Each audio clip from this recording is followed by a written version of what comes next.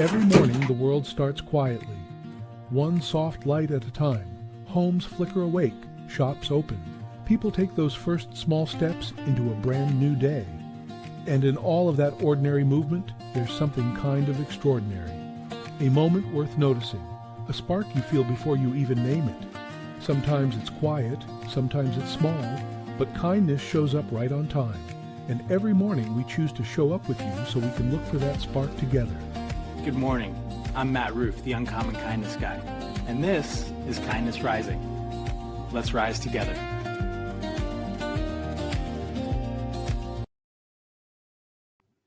Good morning, good morning, good morning, and welcome.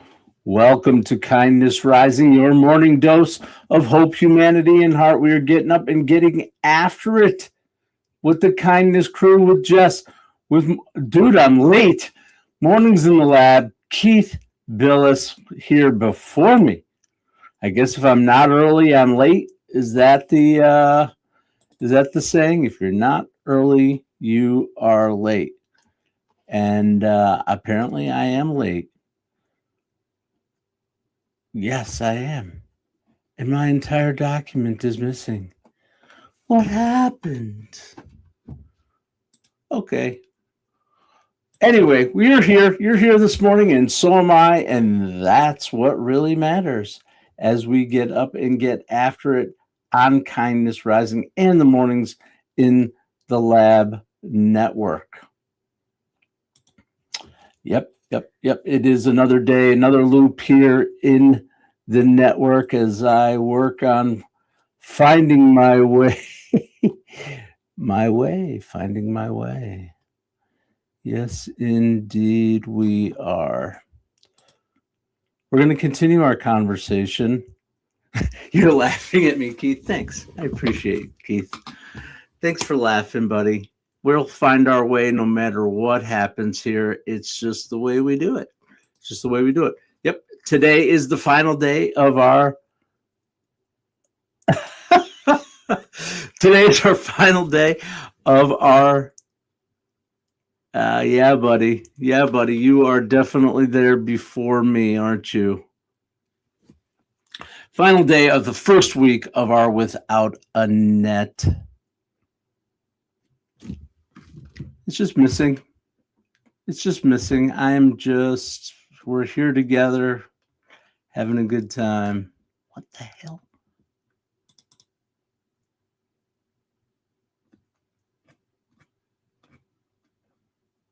Holy moly, we got it together finally. Welcome into Kindness Rising this morning. Better late than never. Better never than late. I don't know. Better late than never. Better Nate than lever. Wasn't there a joke, better Nate than lever? I don't know. It sounds like there should be if there's not. Here we go. What a joke. Speaking of jokes, this is not a joke. This is Kindness Rising, absolutely. And we're going to do a little something different this morning, for sure. We are bringing home our first week. Yep, our first week. Wait, our first week? You've been here a year. No, it's our first week of our Without a Net series, a 5-week series on Without a Net. And this week's theme has been Show Up Real. Monday, we began with the invitation. Tuesday, we shed our armor. Wednesday, we're learning to see. We were practicing. Yesterday was the cost of performing. And today, we asked, what does it actually mean to play without a net? You just saw it right here. Not as a slogan, not as a cute phrase, not as something we say when we want people to take more risks, but as a way to live, a way to lead, a way to create, a way to build our teams and our organizations, relationships, all that stuff, where people can be honest before the crisis, where people can speak before they talk about it in the parking lot or the bathroom or the cafeteria or restaurant or the bar or wherever. Talking about it where it matters, in the room, before the room loses themselves. Does that make sense? Where people can bring more of themselves into the room before the room loses what they have to offer too. And that's today's lesson, playing without a net. So let's rise together. All right. Here we are. Thank you so much. Welcome into Kindness Rising. The comments are bouncing. Better late than never. Technically, you have 2 minutes to live, but every time you breathe, the timer resets. 2 minutes to live, but every time you breathe, the timer resets. Beggar 697. I love it. That's true. We're always about 2 minutes away or a second away, right? Kindness is weakness in this world? Absolutely not. Beggars, stick around and we will show you why that is not true right here at Kindness Rising. It's Friday. I'm in love. You're cured. Jerry Ginger. Anybody get it? He's cured. It's Friday. Good one. Love it. Hey, Jess, you getting ready for that big show tomorrow? Love it. Love it. Yep. It's tomorrow, right? Oh, here's Sully. Sully, sorry I missed you, buddy. Sorry I missed you. It is amazing that he's still touring, right? That Bob Dylan is still touring. That's really cool.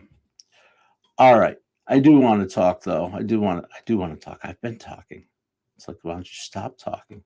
Why don't we get to Who's in the World? We're so far behind because I fumbled at the beginning. Let's just get right into Who in the World because that's why everybody's really here. Not to hear me yak, but to hear my Who in the World. Not really.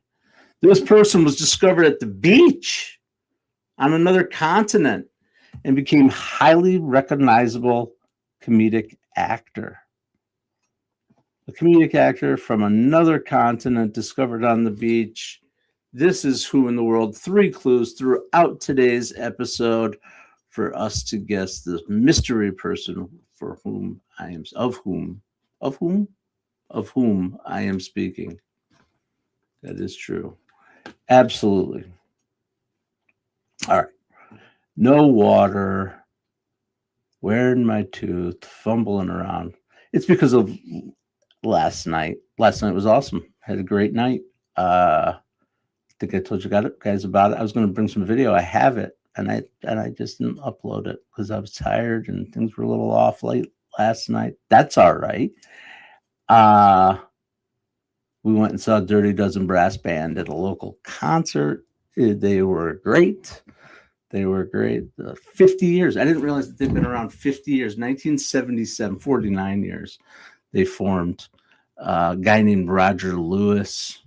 If you have a chance, if you know anything about New Orleans jazz or the jazz scene in New Orleans, Roger Lewis, baritone saxophone player, is like virtuoso, Grammy Award winning, blah, blah, blah. Just standing on the stage in like a red, what do you call it? Golf shirt, saxophone, just rocking. It was awesome. Dirty Dozen Brass Band, New Orleans, Louisiana. They were great. All right. Wow. Let's do this because I got to pull it together. I want to take a step back for a second with you all. You guys had fun in the comments, chitter-chatting about Bob Dylan and Lucinda Williams and Paul Hogan. Oh, that's your guess? Sully, Paul Hogan. Your dad said 20 years ago he was like, you're lucky. Yeah, right. That's funny. 20 years ago, it's like, oh, the final tour. Okay. So yeah, I do want to take a step back. I said I would do that. While you guys talk about Lucinda Williams and Bob Dylan and Paul Hogan, who the answer is not, but he did have something to say about the state of his country. Okay. I want to do something different this morning for sure. And just take a zoom out. I've said that before.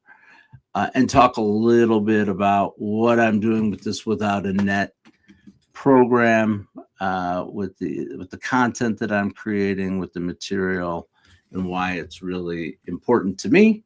And I hope it becomes important to you and that you stick around.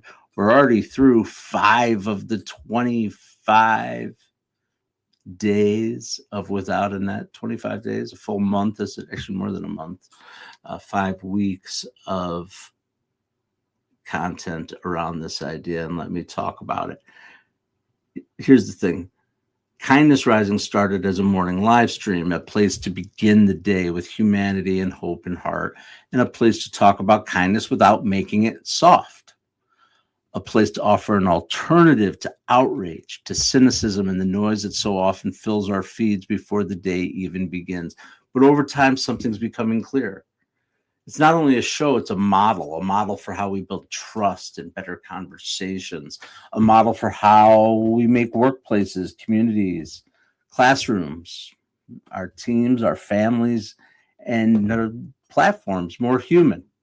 And that's where Without a Net comes in. Without a Net is the framework that I'm working on building for leaders, creators, teams, and organizations who are tired of performing. People who know something's not working. Maybe it's the team that can't have an honest conversation, or an organization where the most important thing gets said, again, in the parking lots, never in the room where the decisions get made, the culture where people are technically present. They're showing up every day, but they're practically absent.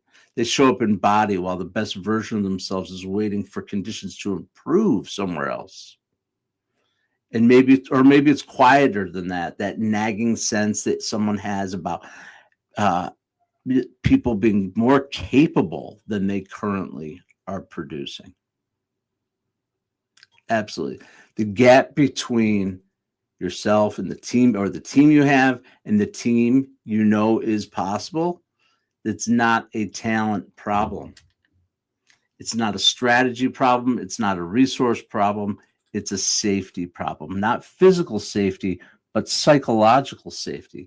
The shared belief that people can speak up, make mistakes, ask questions, challenge the plan, tell the truth, and bring their actual selves to the work without fear of humiliation, punishment, or exclusion.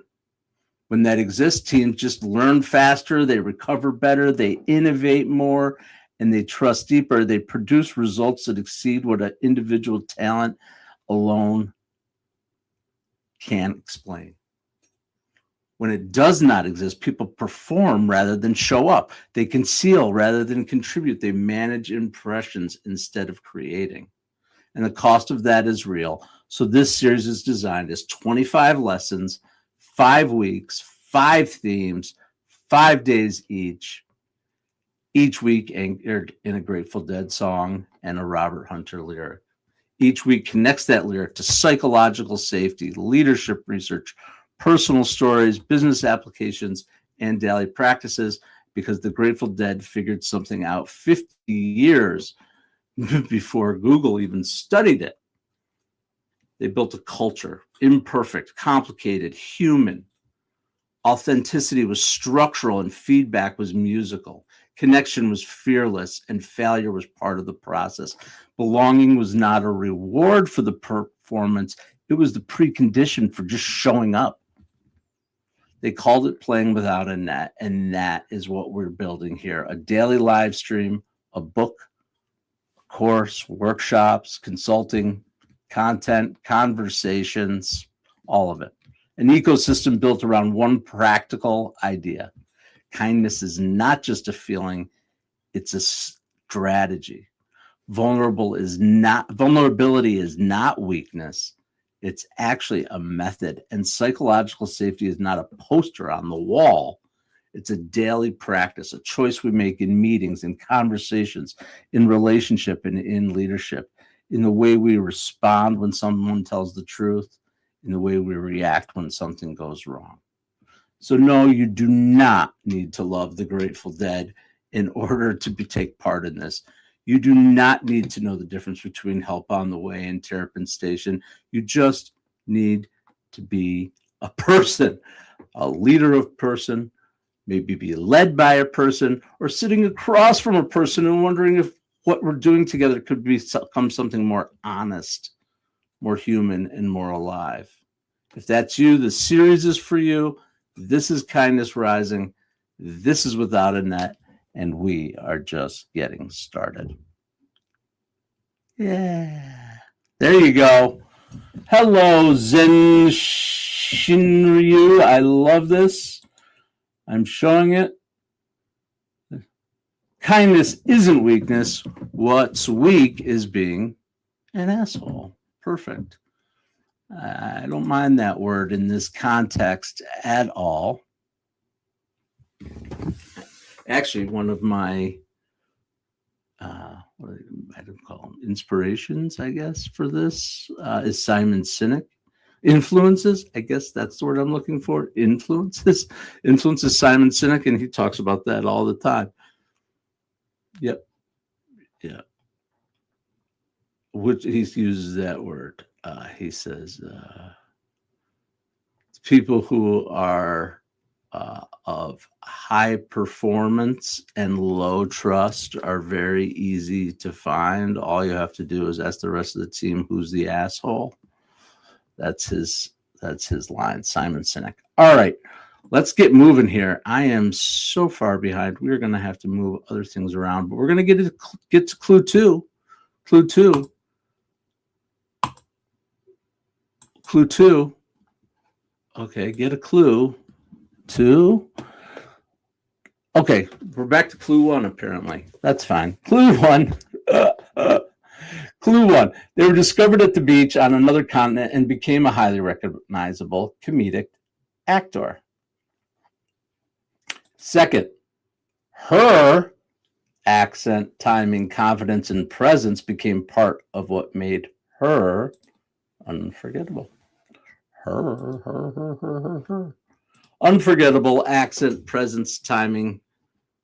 Absolutely. And discovered on a beach in another continent. All right. Wow. All right. Been an interesting morning here. You never know what's going to happen. What's happening on a Friday? I am so glad that you all have chosen to join me here today. We have to get to our weight. That happened today. We go through this as we pull the clue off the stage. Get a clue. July 10th, 1925. 101 years ago, Dayton, Tennessee. The case centered on John Scopes, a high school teacher accused of teaching evolution in violation of Tennessee law. Now, there's a lot of history here. So there's complexity, religion, science, education, culture, law, public opinion. A lot going on with the Scopes monkey trial, right? The Scopes trial, they called it the Scopes monkey trial, which I just thought was a weird name. But the Scopes trial, in the spirit of kindness, we talk about controversial subjects, absolutely, but we're not here to flatten them into slogans or to take a side and say this is always right and this is the only way. But we're going to ask better questions. What happened? Why did it matter? Why do people still talk about it? And what can we learn? The Scopes trial is about what happens. This is my opinion. It's what happens when a society struggles over which truths are safe to say out loud. That's not a courtroom issue. It's a cultural issue, an organizational issue, and a leadership issue. Every room has rules about what can be said. Absolutely. Some are written down, most are not. And some teams say they value honesty, but actually punish disagreement. And some organizations say they want innovation, but reject questions that challenge the old way. Yep. That's why psychological safety matters, because learning, growth requires risk. To learn, we have to be willing to encounter ideas that might challenge us. Be willing to hear truths that make us uncomfortable and build spaces where questions are not treated as betrayal. The Scopes trial reminds us that when truth, identity, and belonging collide, people can become defensive very quickly. So the question is not how do we avoid hard conversations? The question is, can we build rooms strong enough to hold them? And that is playing without a net, not knowing exactly where the conversation will land, but trusting that curiosity, humility, and respect can keep us working together. Absolutely. What was that? Rex Kwando. I don't know what that is, but hello. Gary Warren, Rex Kwando. Tell me about it. Kwando. No, I don't know what that means. Okay. It's okay that I don't. Your biggest dream. Thank you. You are my biggest dream, Alakram? Are you asking me what is my biggest dream? Well, for a long time, it was to have a television program of my own, maybe a game show of some kind, or I don't know, a talk show or a cooking show. That was my dream for the longest time. And guess what? I'm living it right here. Absolutely. For myself, that's my biggest dream for myself. Absolutely. My biggest dream for the world is that maybe we can all just take a breath and live with a little bit more kindness. That's it. Recognition that you and I are way more alike than we are different. Recognition that we're all going to end up in the same place. We're all terminal cases. Maybe while we're here, we want to spend a little time learning and knowing each other and enjoying each other rather than scrapping, fighting, rage baiting. That's my dream. Okay.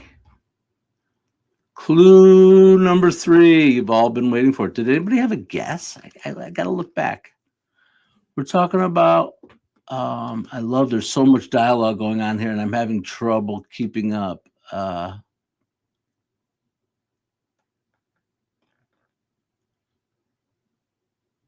Best revenge is a good life, Mike Sullivan.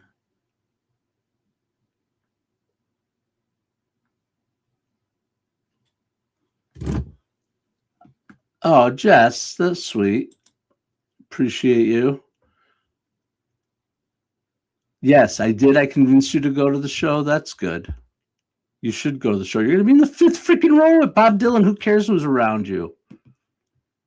Who cares? That's awesome. Just go have some fun.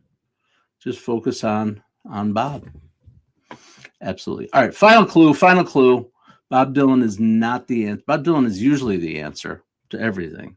But today, my clue, my game does not end with Bob Dylan.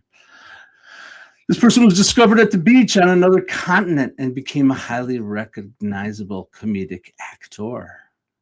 I intentionally threw the actor because people bias that, but now we find out it's a her. Accent, timing, confidence, and presence became part of what made her unforgettable. Makes her. I don't know why I made that past tense. There it is. For more than a decade, she helped make Modern Family one of television's biggest comedies. Jay. Okay, Jay. For more than a decade, she helped make Modern Family one of television's biggest comedies. Jay.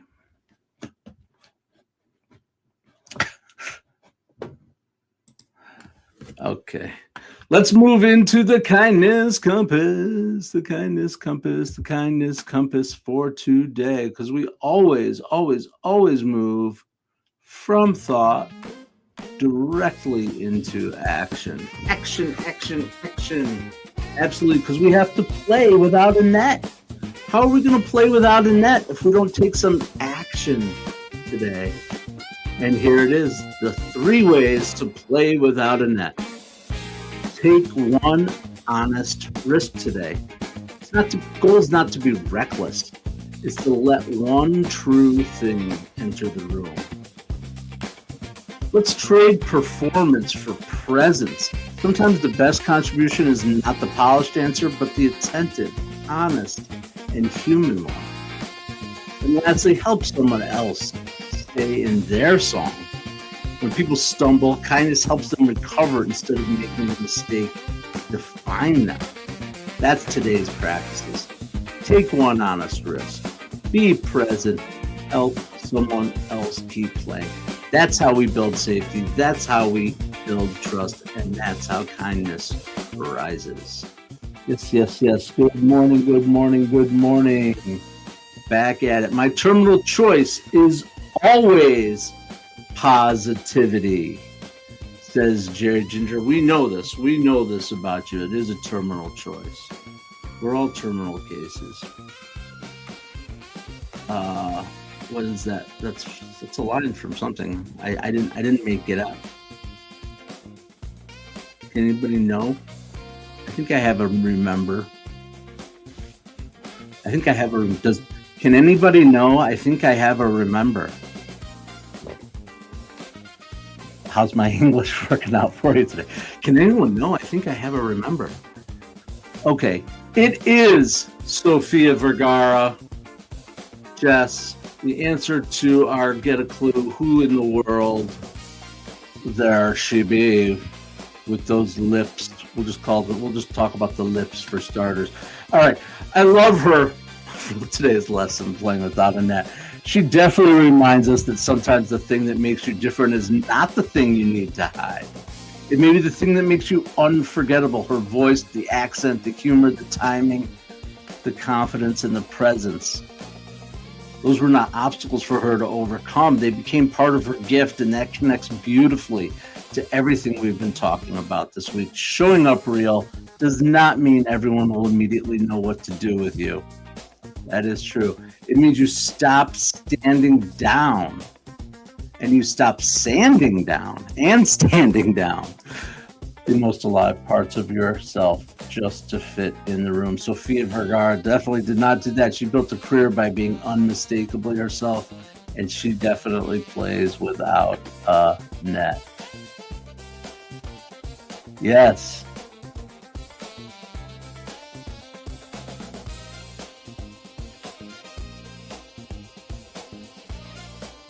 Yes, Mom. She is great in many ways. She's a super positive role model. She is funny. She is generous. She is real, I think. I mean, I know as real as people can get, right? Obviously, played against type, right? So funny. And Modern Family. I mean, what a great show. Jay. I love when she says Jay.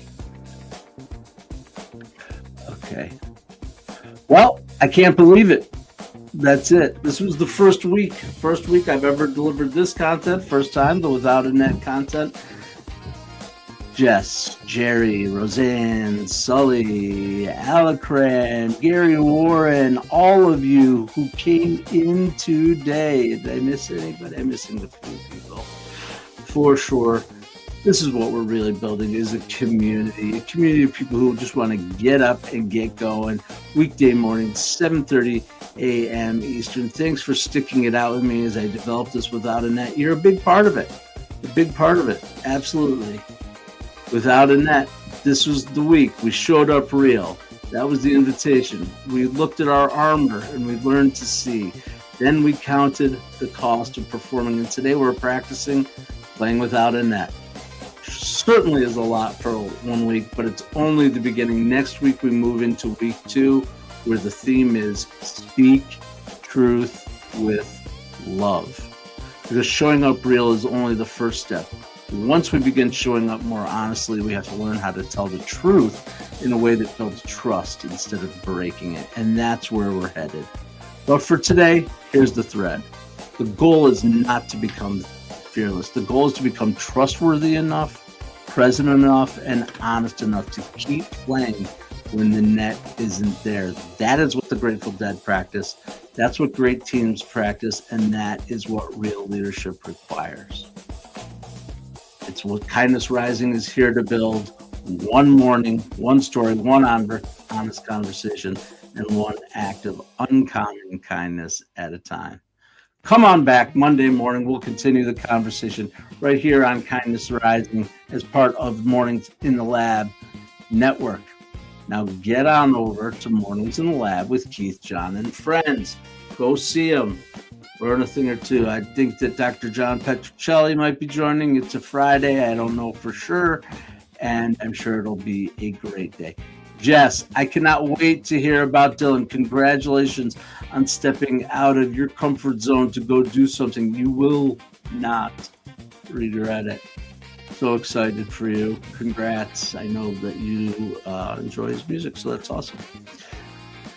Cool. All right. Well, thanks again, everybody. I'm out of here. Have a great weekend. I'll see you on Monday morning. Until then, stay uncommon and stay kind.